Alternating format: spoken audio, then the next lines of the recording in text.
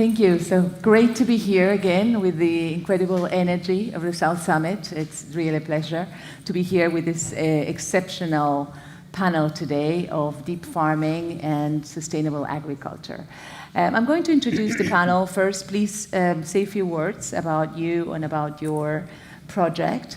We're going to start with Alberto Badias. He's the co-founder of Deep Farm, using a lot of technology to help with sustainable farming and sustainable and tech farming. Can you tell us a little bit more about your project? Sure. Thank you very much for your kind introduction, and thank you very much for letting us be here today to talk about livestock farming in our case.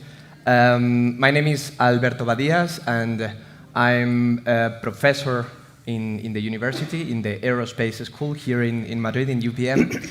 And with my co-founder that is around there, we started this project that right now is a startup, and the name is Deep Farm. And what we try to do is try to modify, change absolutely the way that we do livestock farming in industry, for the moment in Spain, but the main idea is to go worldwide, of course.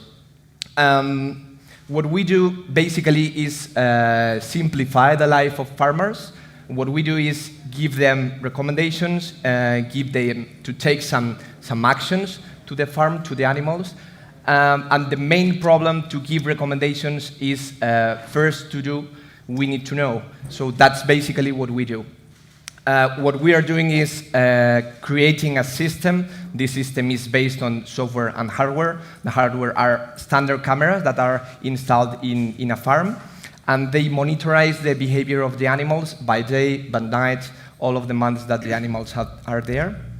And with this high quantity of data, we are interested in the knowledge, because a lot of data sometimes is not useful. What we need is precise knowledge, and that's what we do. We capture the data, we monitorize the behavior of the animals, and then we can extract some variabilities on the behavior of the animals.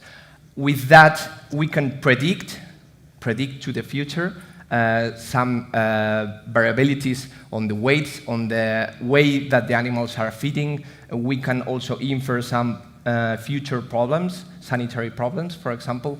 We are right now anticipating 4 days the detection of the problems before the person does. And well, that's basically what we do.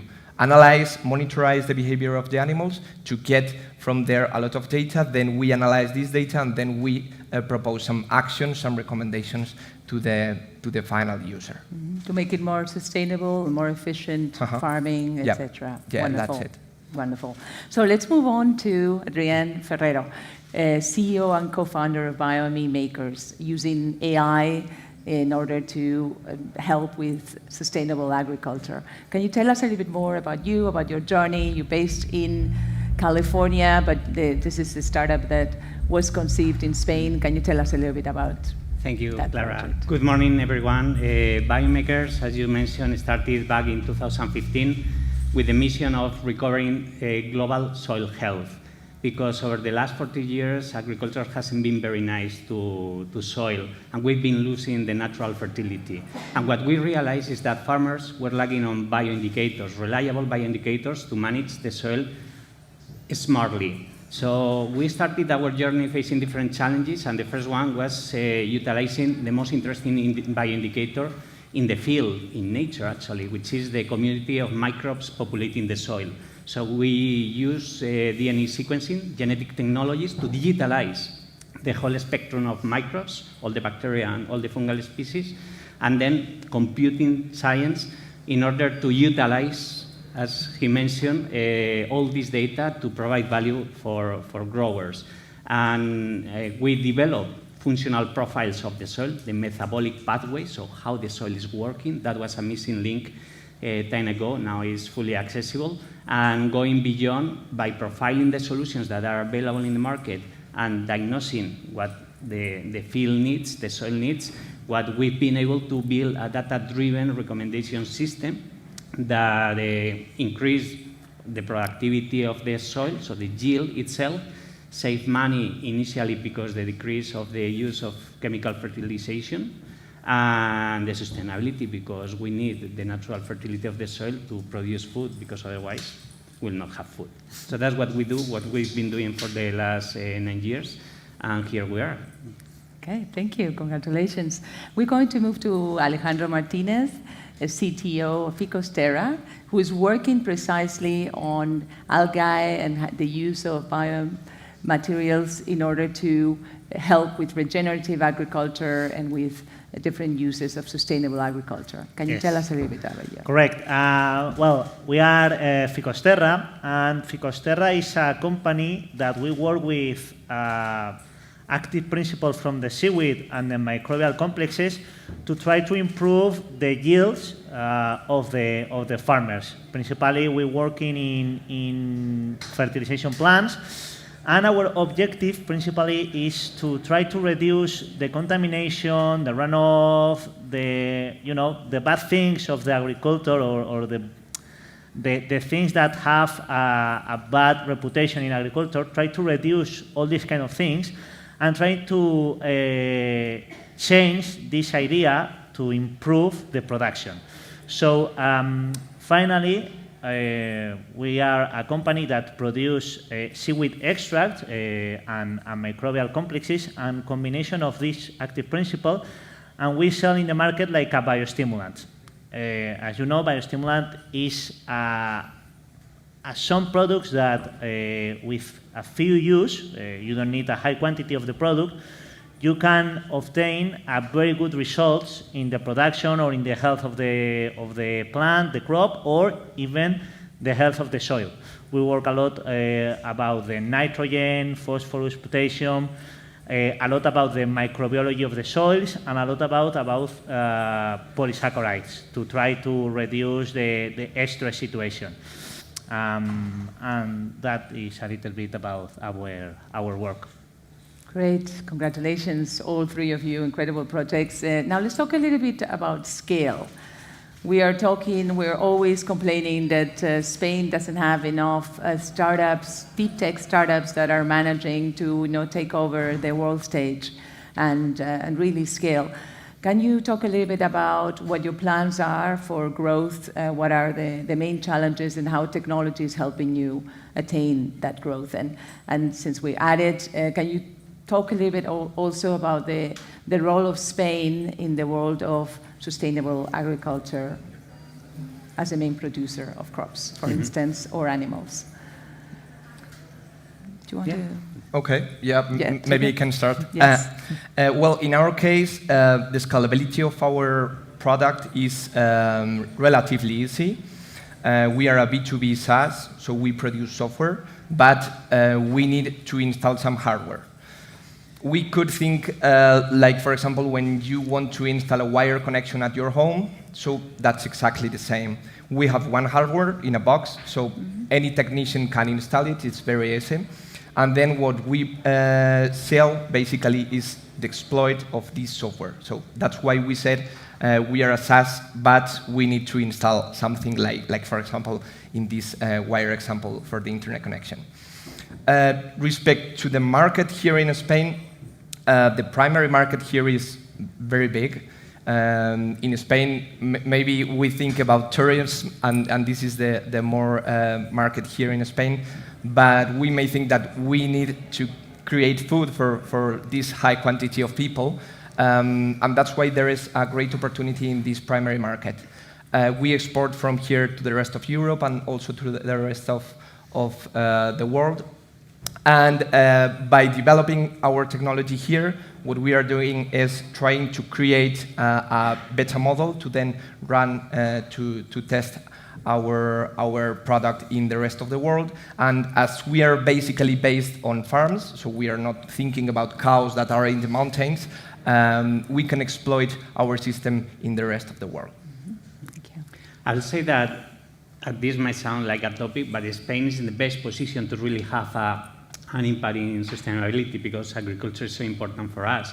I mean, we have here examples of talent that is already applying technology and developing new technologies also to provide solutions for problems that are related to agriculture and sustainability.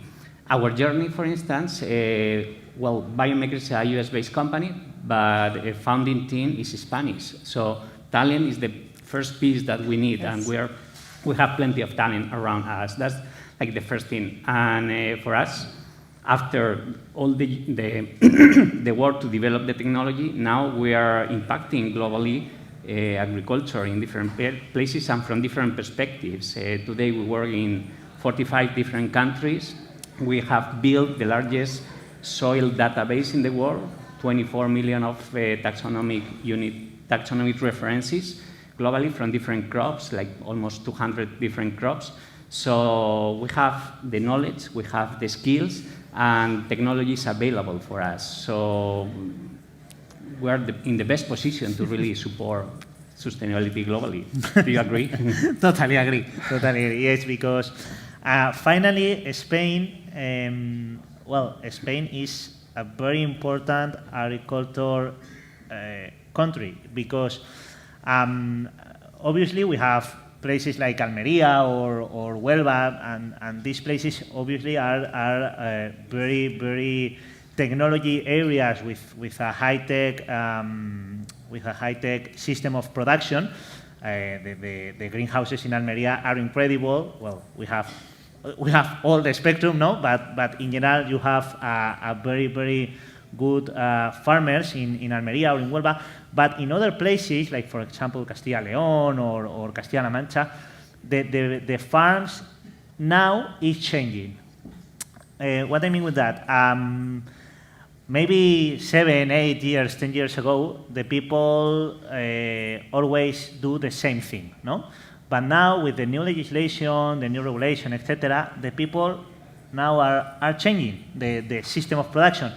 And that is very important because not only in orchards or in high-value crops we have very good farmers with a high level of tech.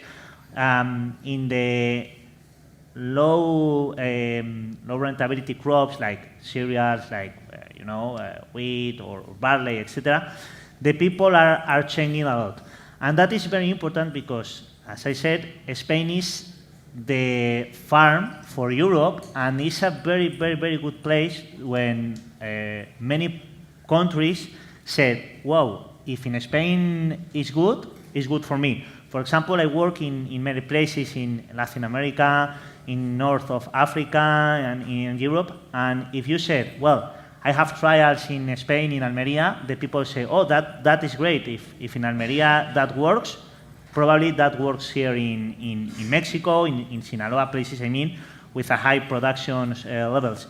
And I think that make Spain, or do Spain, a very, very good place to start with technology. It's hard because there are a lot of people here, and obviously it's hard, but obviously it's the best place for stay, and very important to stay here for all the companies that works in agriculture. And that said, I would say we need a little bit more confidence on that because our brand, so the Spanish brand, is so well recognized worldwide. Mm-hmm. And we experienced that when we went to California and we started in one crop, which was vineyards. And they were like, well, you know about this because you are a Spaniard, so there is something. And we were like, okay, then we need to trust ourselves a little bit more. True. We need to believe that we're actually that good, no? Mm-hmm. We have this recognition outside. We now need to be self-confident, to think that we can be a player, a global player, really. Mm-hmm. And this takes me to the question about financing, investments, and also what is the value of technology and of IP, intellectual property, in protecting your technologies, mm-hmm. how that has helped in your financing. Also for the investors in the room, if you are now fundraising or you have any interest in talking to investors, can you tell us a little bit about that? If there's been also maybe some public financing in between to start with your innovations, could you tell us your investor journey? Okay. In our case, we are in a seed stage, in an early stage. We are producing our own technology, so we are programming the whole stuff. And we are right now in a phase with working with the 3Fs. So maybe the rest of my colleagues can talk a bit more about these future tasks.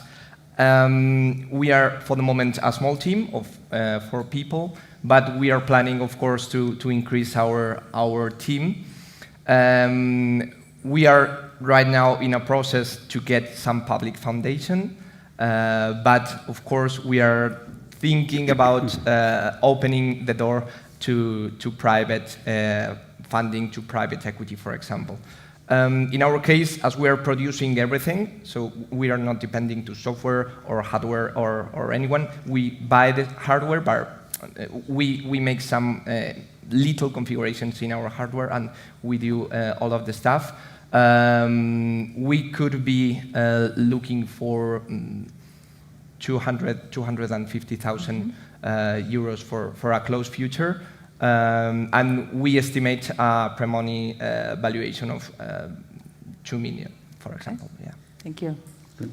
Well, for us, one of the reasons because we decided to cross the Atlantic Ocean was because 9 years ago, the investment ecosystem was not ready for proposals as ours, where we were using genetics combined with computation to provide solutions to agriculture. That was a little bit complex.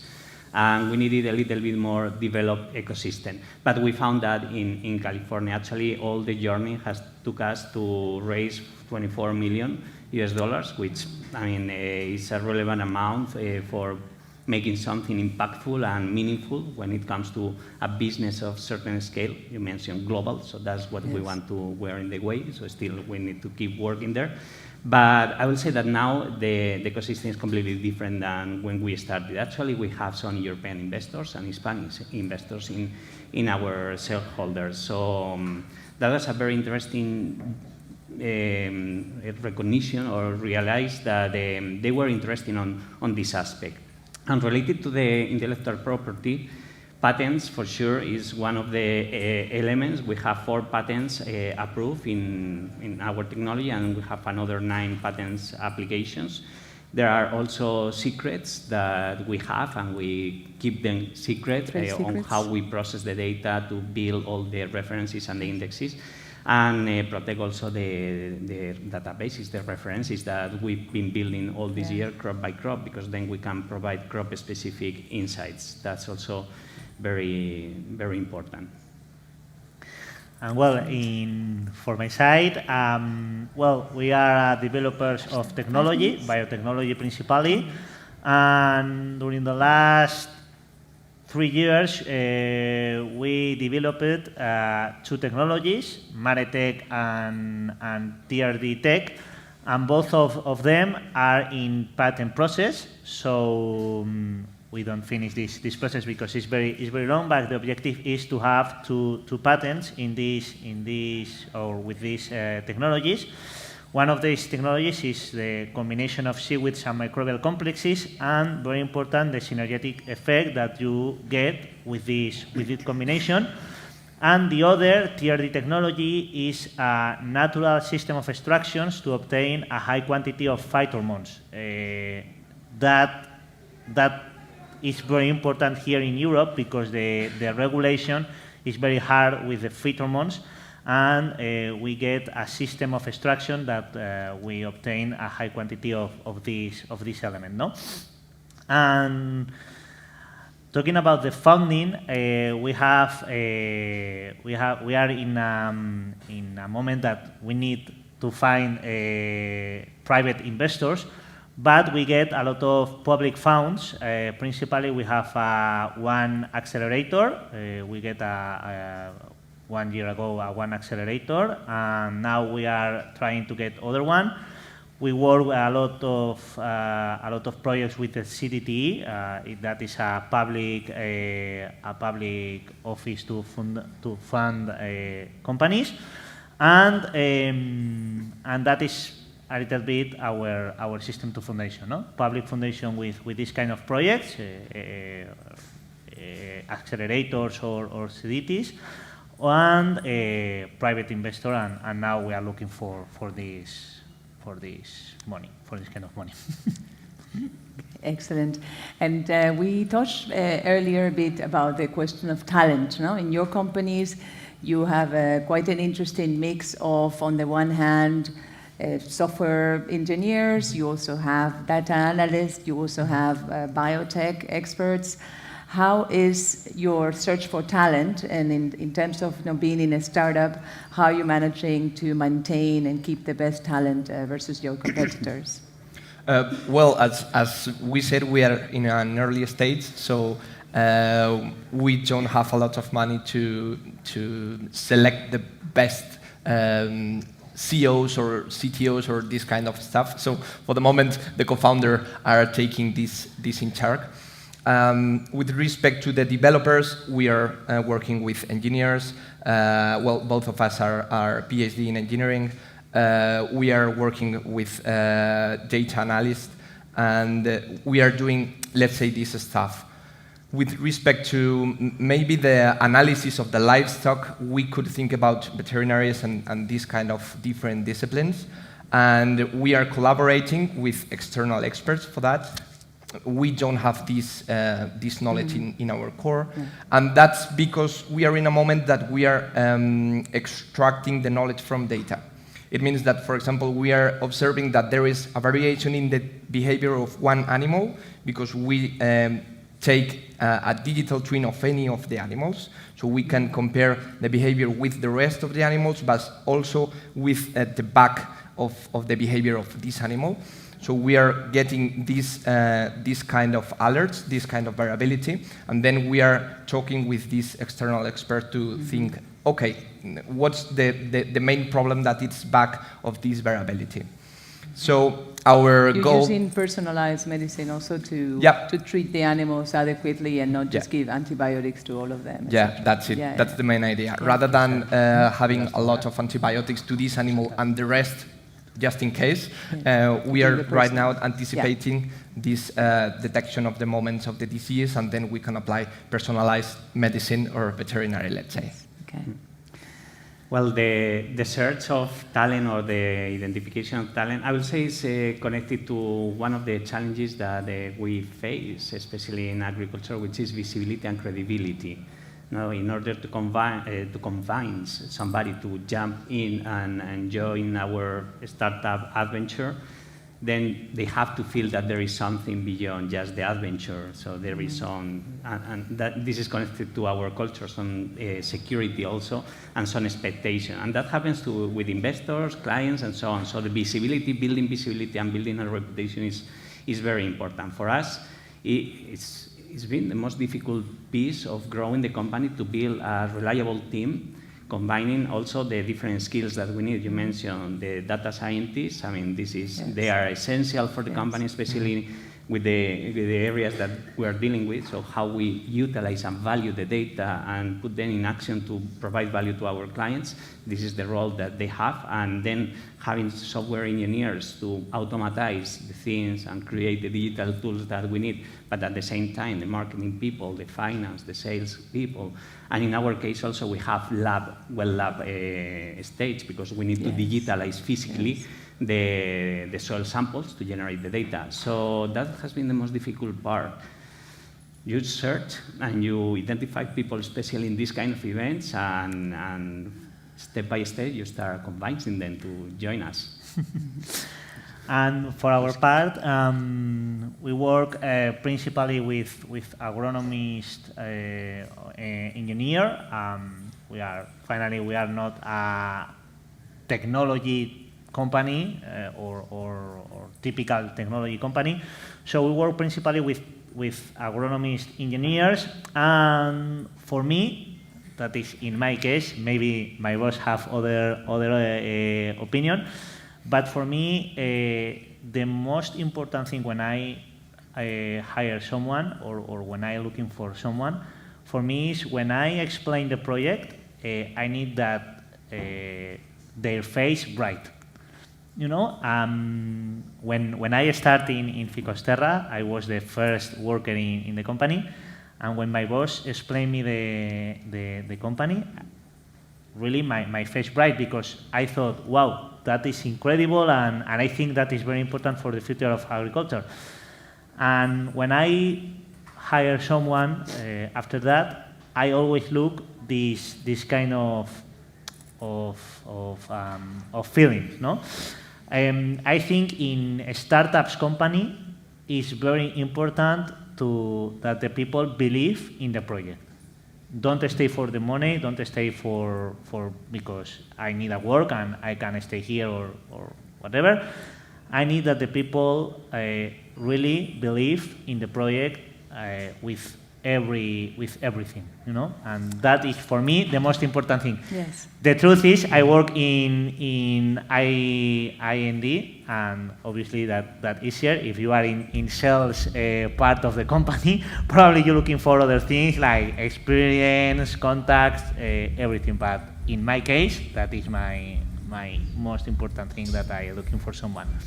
Thank you. We have our last question. 30 seconds, very short, for the audience of investors, business angels, or even entrepreneurs, engineers, data scientists that are thinking about the next project. Can you tell us very quickly 2 reasons why they should join you, or they should be in this sector? Sure. We are in an early stage, so I think this is a good moment to become part of a startup. And there is a lot to do, because we are working in a primary sector that they don't have technology, they don't have novelty. There is a lot to do with the technology that usually we are applying in the industry. We can directly apply this technology here, and we are getting incredible results. So it's a very good way to digitalize the complete sector, to get a lot of data, to extract this data to knowledge, and then be able to interact with the farmers and give them valuable information to improve productivity, improve health problems, or also improve some feeding problems, like the quantity of food that you need to provide to any of these animals. So thank you. That's it.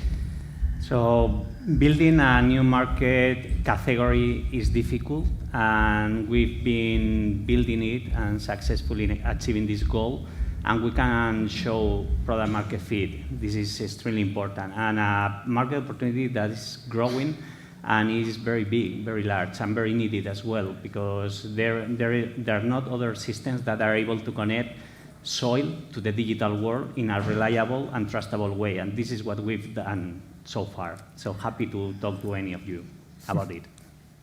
Okay. And for my part, because really I think, but that is not only a thinking, I think is the real. The biostimulant sector is the future of agriculture, because we need to recover the soils, we need to recover the crops, we need to recover other kind of agriculture, and we have other things, and that is the most important point of that, is the regulation. The new regulation here in Europe, but probably in the United States will be the same. The regulation is more is reducing the products that you can use, and you need to substitute these products with biostimulants. And this market is growing and keep growing during the future. So this kind of companies like mine or obviously by makers, etc., are very, very important companies for change this future and for stay in a companies with future for the agriculture. Thank you very much. Big round of applause to the speakers today.